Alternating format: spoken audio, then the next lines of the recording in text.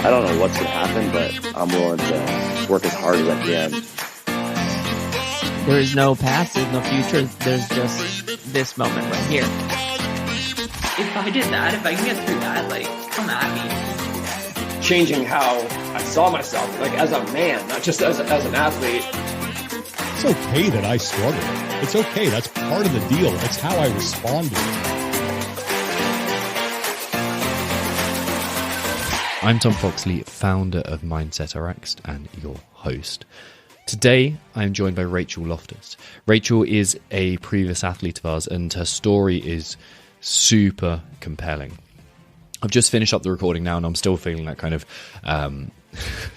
like emotional connection to the story that she tells. We're going to go deeper than normal in most of these kind of case study podcasts, but we're really going to dive deep into like the stories that we hold. We're going to dive deep into the mind-body connection and the relationship between how we hold our beliefs and the way that we regulate our nervous system. And we're going to talk about our relationship between us and training and whether that is healthy, optimal. And what you can take from this is, I think a lot of us will relate with what Rachel talks about the pressure that she puts herself under at the beginning of the case study or beginning of the experience working with me, and what that felt like. And then how she transformed that and transformed her mindset and then got to a place where she's feeling way more happy and joyful in training and in other areas too. So here is the wonderful Rachel Loftus.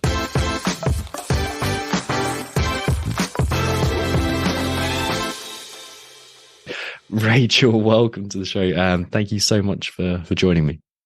Thanks for having me. Oh, my absolute pleasure. So let's just I think the best place to start off with is if you think back to 16 weeks ago now, because I think we haven't, it's been 4 weeks or so since we wrapped up working together. Where were you before you started working with me in terms of your mindset around training, your mindset just generally, and kind of what was happening in your life at that point? I think I was quite frustrated. I had a number of reoccurring injuries that I felt like I was constantly working through.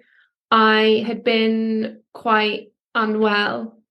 And I think I felt like I was kind of fighting myself.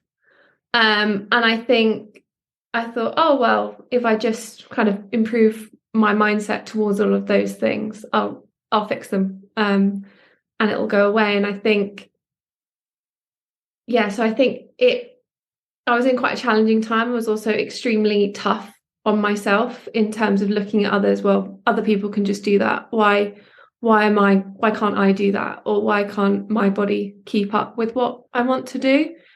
And also in a very hypercritical state of my training, analysing elements of it, redoing it.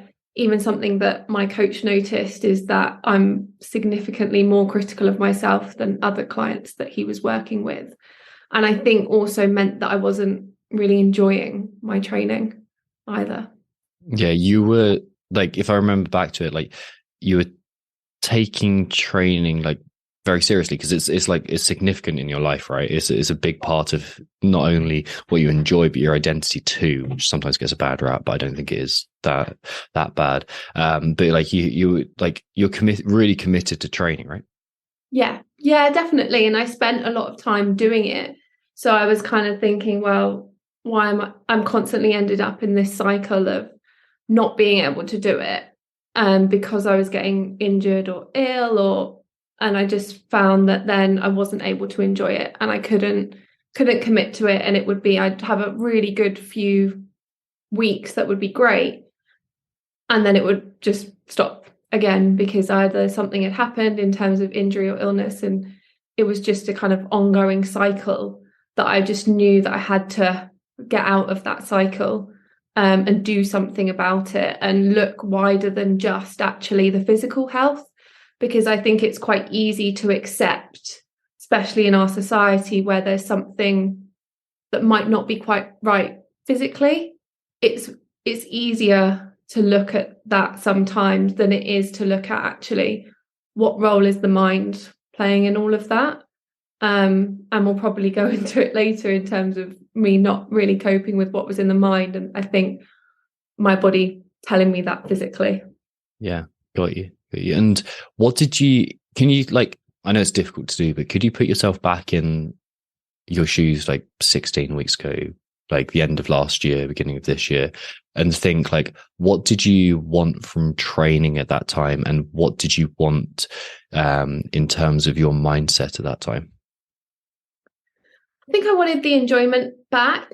Training has been really special for me, and finding CrossFit had been really special for me and pulling me out of some quite difficult challenges in life. And I think through making things so serious and being so critical of myself, I'd lost a lot of that. And I think I wanted to find that enjoyment again. I wanted to find that fun again. I didn't want to go into every day thinking, oh, I can't do that, or that won't be good enough, or I need to redo that because that wasn't quite the best it could ever be. So I think I just wanted, to find that enjoyment again, to find myself not criticizing everything that I did. Yeah. And what did you tried in order to get that enjoyment and that break from self-criticism? I think I'd listened to a lot of podcasts. I'd done a lot of reading, but I don't think I'd looked at myself and really thought about how I was feeling. I think I'd listened to other people's experiences and listened to what worked for them, but didn't individualize that for me. I guess it kind of in a similar way to lots of people have individualized programming. But actually in a mindset space, we just like, oh, well, that worked for that person, so I'll just use that. But actually we're all such individuals with different mindsets and different needs.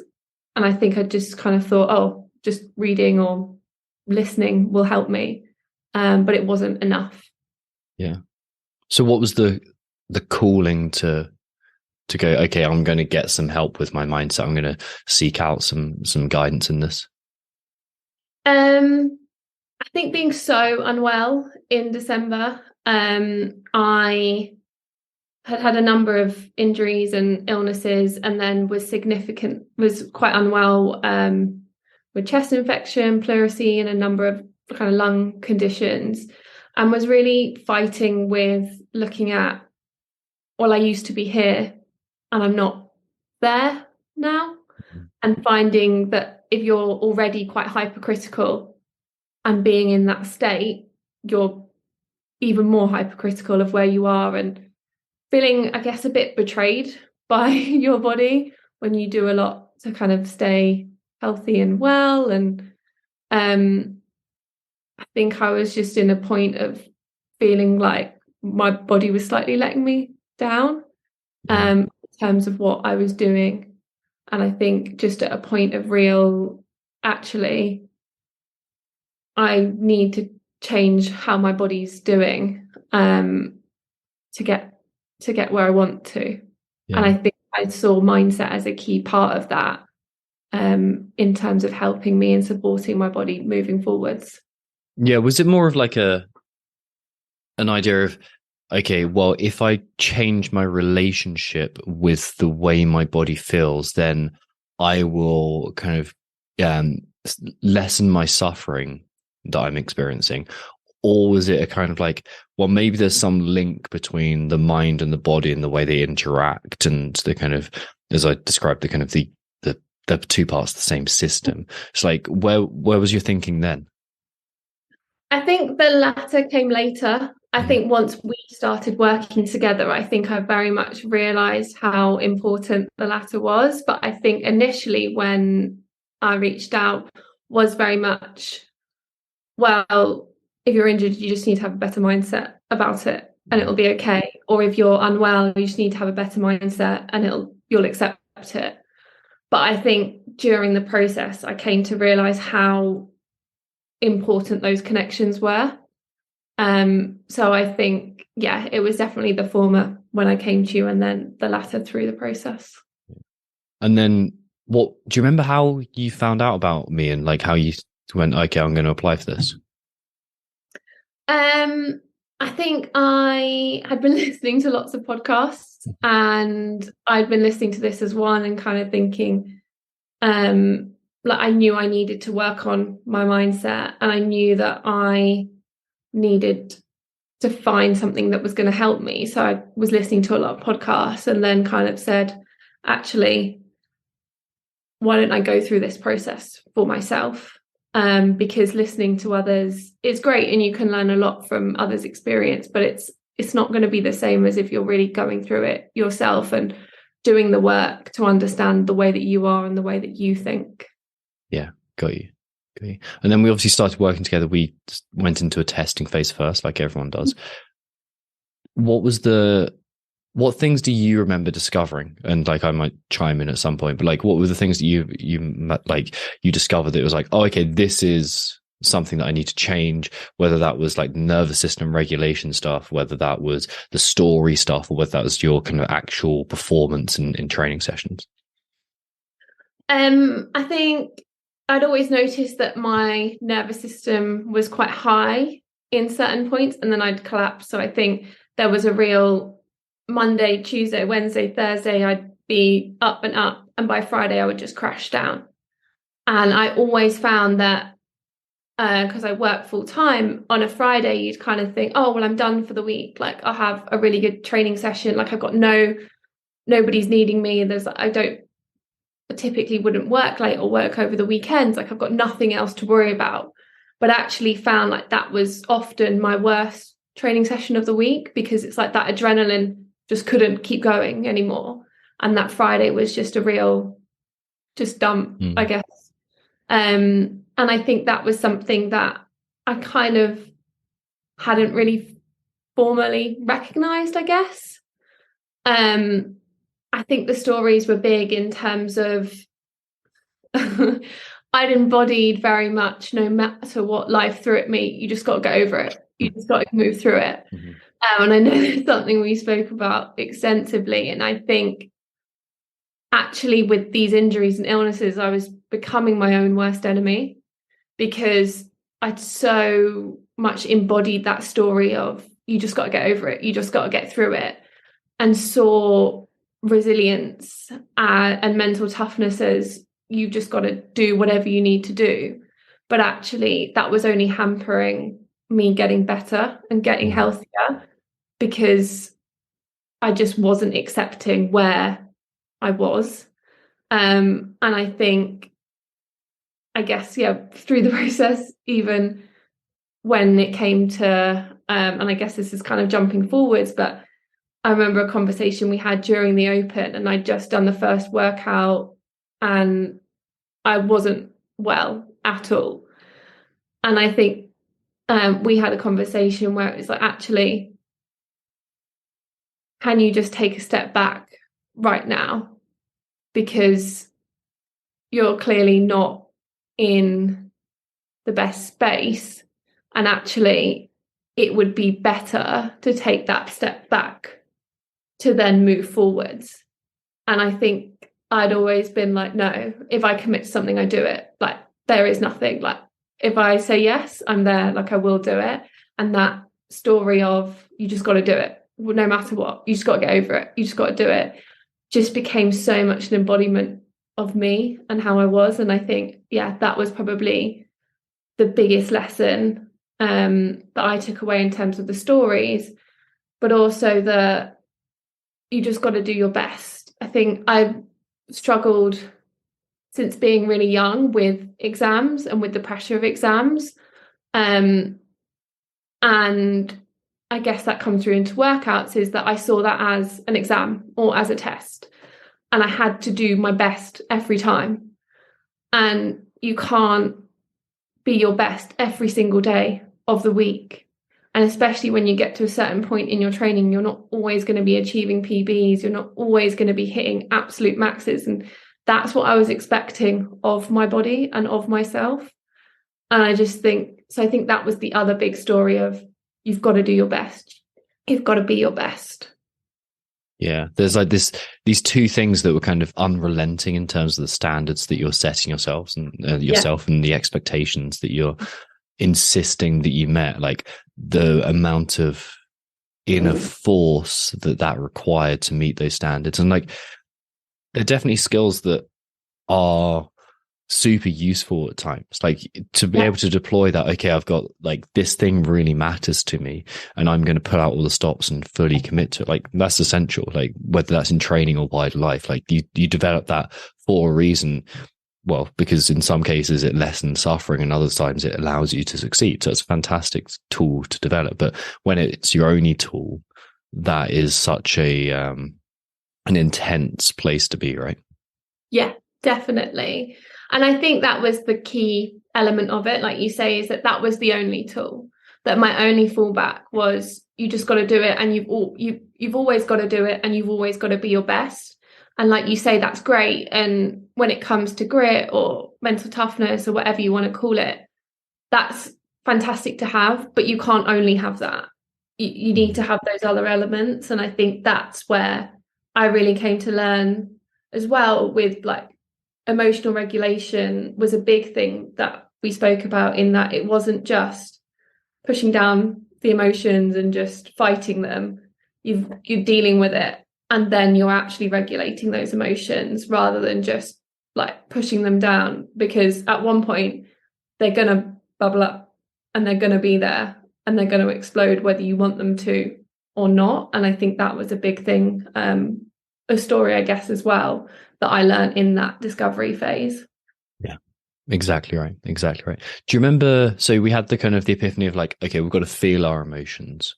I suppose there's something around like, if I admit there's an emotion here that feels vulnerable and to the story that I believe about perfectionism, weak in a way, or fragile, or not good enough, then it juxtaposes that story of like, I have to be perfect. I've just got to get through this. Like, you just got to maintain this standard that's exceptional, and there's no deviation in it. So it's like that deviation in there. Were there any other epiphany moments, any moments where you're like, oh, okay, that was a moment something changed? I think, and again, this is something we spoke about, I think I had been through some quite significant life events quite young. And I think that because I have quite a fortunate life in so many ways, I'd really dismissed what had happened to me. And I think I dismissed the trauma that I'd been through. And I think I wasn't allowing myself those emotions or those feelings, because my life was great in so many ways, that I shouldn't be down about those things, or I shouldn't have emotions about those certain things. So I think in that phase, having that opportunity, like I remember the journal prompts in that first phase, I couldn't stop writing. Like, it was the first time that I was speaking that I let myself truly explore how those had affected me, at a time where I was ready to actually look back at them. And I think that was huge, for me to actually look at what had happened and accept them, and not put pressure on myself for not overcoming them. I think was probably one of the biggest elements as well.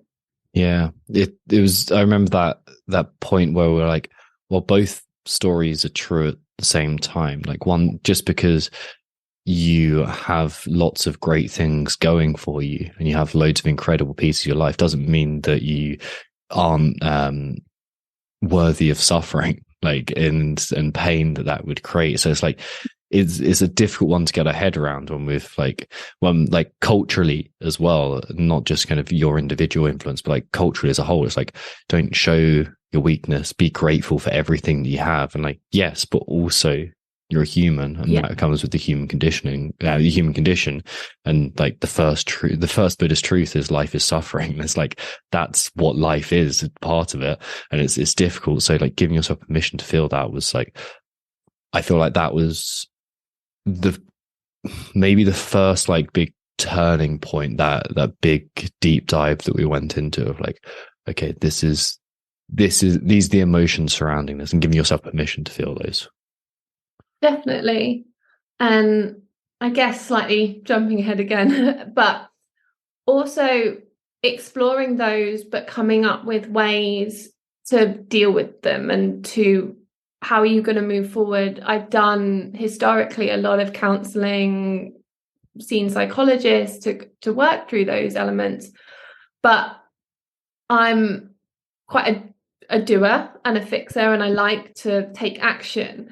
And I found when I was in those processes, I was just talking for talking's sake, and you're bringing up all of those difficult emotions to the surface, but you're not actually dealing with them, or you're not finding a way forward. And I think that's what I used to got so frustrated with in those processes, is that I was bringing up all that emotion and I was being vulnerable, and probably part of kind of thinking about it even now, why I switched off, because I then wasn't finding a way to actually move forward. I was bringing it all up to the surface and being vulnerable and being open, but being like, okay, great, so I have all these feelings, what now? And I think that was a big part of this process that was different, in terms of actually, here's what you can do and the tools to move forward, and how to work through what has happened, but not just to talk about it. I was kind of talked out by all those different processes, but I wanted a way of, well, these are going to come up in different instances. Like there's going to be things that might trigger you, or that might make you feel uncomfortable or make you feel a certain way, but actually, how are you going to combat that? And you're not going to combat that by just talking. Is great as one element, but it's not the only way. Similar to that story of you've got to get over it, or the grit or the resilience is a fantastic asset to have, but it can't be the only asset. Yeah, it's like you said, it's an essential part of healing, I think, is putting into words not just the facts of a situation, but your emotional response to the situation, and truly getting to know that. But I see it as kind of a personal belief. I see it as like a failure of our traditional model of therapy and counseling, that most people continue counseling and therapy for the entirety of their life. Whereas like for me, it's like, can we get you to a point where you feel like you've made enough progress in 12 weeks to go on and take this to your next level and be kind of content with where you are, which is obviously where you've got to, which is obviously it's a great success from my perspective. And like, obviously that doesn't happen without you putting in the work either, and you doing like your reps, and you truly implementing what you decide works for you as well. Yeah, and I think it's probably a different debate, but when you have been through that kind of trauma, and then you're leaning on that person to help you through, you're in quite a vulnerable state. So there almost is that even an over-reliance on that person, I think. And then, if you're then constantly relying on that to support you, you don't have the tools yourself. And I think that a slightly different debate again, but I think important that you develop those tools yourself to help you move forward. Definitely. And then in terms of tools and strategies and frameworks and things that you learned that were most helpful, like what were the things that tool strategy frameworks that you think had the greatest carryover and effect for you? So I think definitely looking at the character skills. I think we've obviously mentioned that if you had one of those like diagrams with different kind of poking off to where you're strongest, that resilience was out here and everything else was like right in at the center. So I think before sessions, writing down the character skills of actually, how do I want to go into this session? What do I want to develop? What do I want to show? And I think was really impactful, and having a real focus in terms of what I was wanting to develop in myself and in those skills. I think I'm not somebody, probably like many people who do CrossFit, who likes to sit still or who likes to not be doing things. So I think probably because I tried meditation in the past and I had so many feelings and emotions and so much inner thought that was spinning round, that it felt so uncomfortable. Like, I'll never forget doing the first meditation. I was like, nah, I can't do this. It's not okay. Just no. And I think getting to a point where actually that inner dialogue wasn't the most uncomfortable thing in the world. It wasn't, I just need to get out of this, I need to go and do something. I think we, again, probably more holistically, but we're in a society that's so all go, and you've always got to be doing and achieving, and that often you're like, actually, is that, not always, but is that because I'm not able to sit with how I really am or how I'm doing? And again, comes back to that perfectionism of, you can't have any faults, you can't have something wrong, you've just got to always be your best. There is like nothing, you can't be anything less than that. Mm-hmm. So I think definitely learning to be able to sit with myself, with my emotions, with my thoughts. And I guess probably something that I learned through the process that I didn't probably think I would get was the value of connection, and I think something that I had been feeling was quite isolated. I work from home on my own. I train at home on my own quite largely. And I think actually I am quite introverted and don't always love lots of big groups or new people.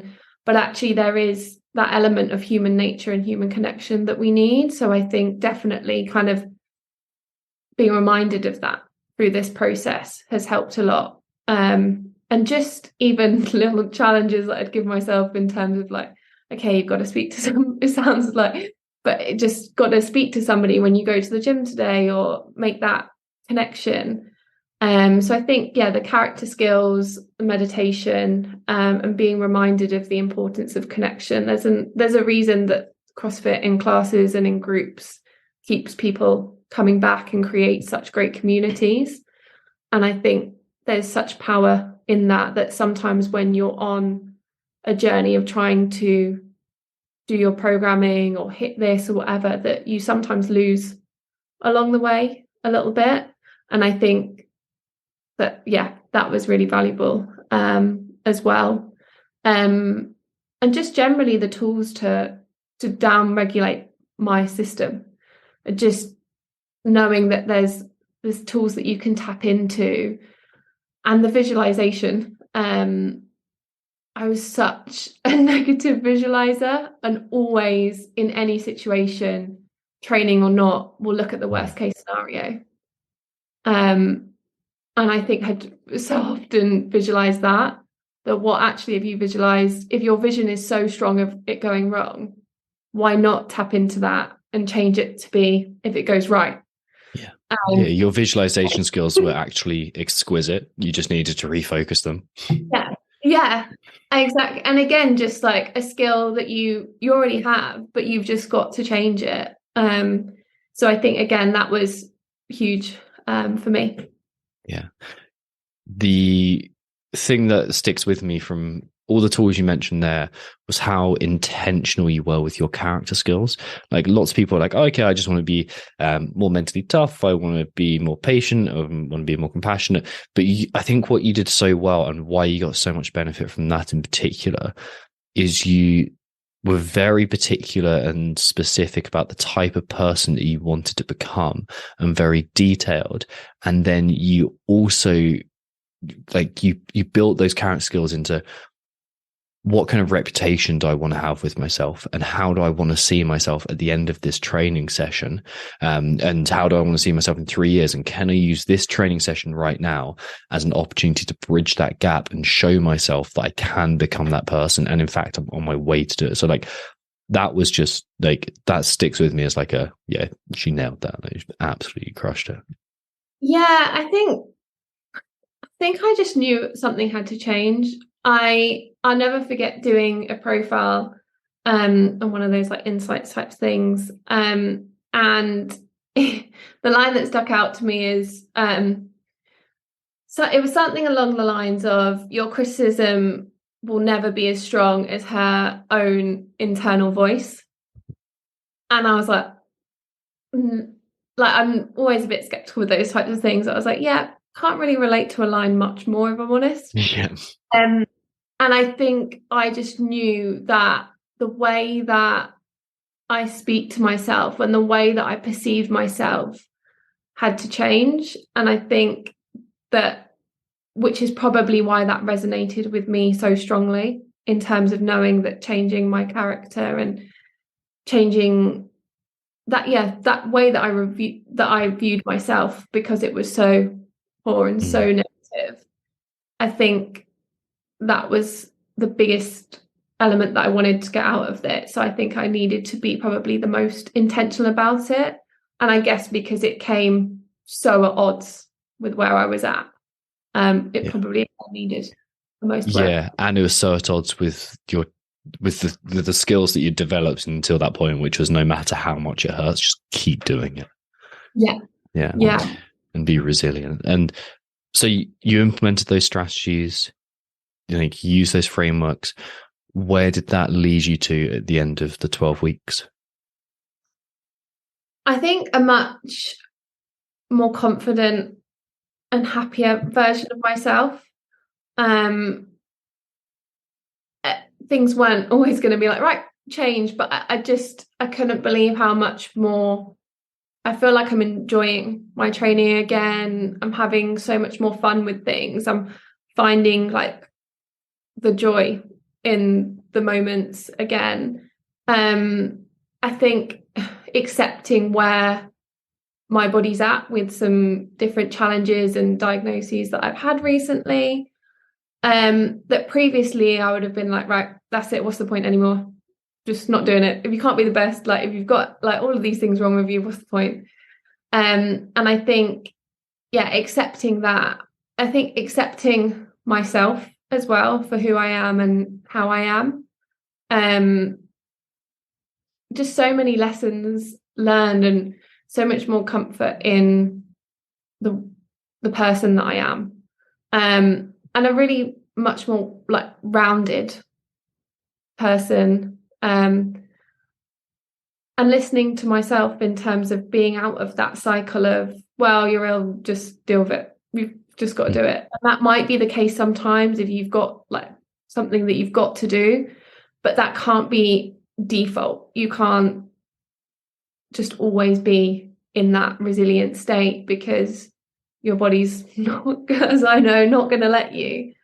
I think there's so much that I learned, but I think the main things were just the acceptance, the confidence that I built throughout the process and throughout the 12 weeks. And it's still a work in progress. I mean, it's like 29 years of undoing, but I couldn't believe in such a short space of time how much more joy, confidence and acceptance I felt.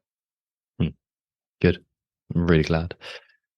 Final question, say there's someone starting their mindset journey, what would you say is the kind of number one piece of advice you could give them?